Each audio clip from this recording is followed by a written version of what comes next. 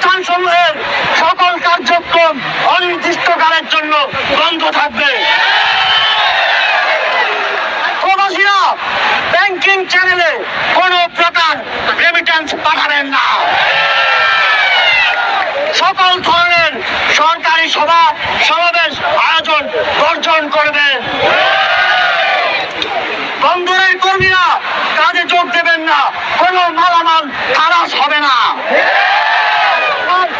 দেশের সকল কলকারখানা চলবে না, দেশের কোনো গার্মেন্টস তার কার্যক্রম চালাবে না।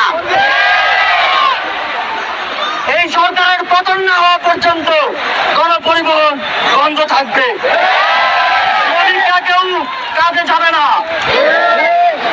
আগামী রবিবার এবং প্রতি সপ্তাহের প্রথম দিন রবিবার শুধুমাত্র ব্যক্তিগত লেনদেনের জন্য ব্যাংক খোলা থাকবে।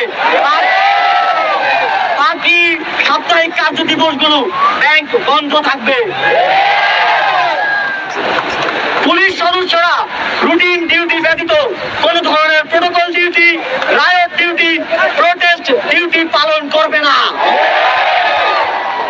শুধুমাত্র পুলিশ নিয়মিত থানার রুটিন ওয়ার্ক পালন করবে। বিজিবি ও নৌবাহিনী ব্যতীত অন্য বাহিনী ক্যান্টনমেন্টের বাইরে ডিউটি পালন করবে না। বিজিবি এবং নৌবাহিনীও ব্যারাক এবং কোস্টাল এরিয়ার মধ্যে সীমাবদ্ধ থাকবে। আপনারা সচিবালয়ে যাবেন না। ডিসি বা উপজেলা কর্মকর্তারা নিজ নিজ কার্যালয়ে যাবেন না। কোন প্রকার অফশোর ট্রানজাকশন চলবে না। আমরা চাই না পতনের আগে এই সরকার দেশের অর্থ লুটপাট করে বিদেশে নিয়ে যান।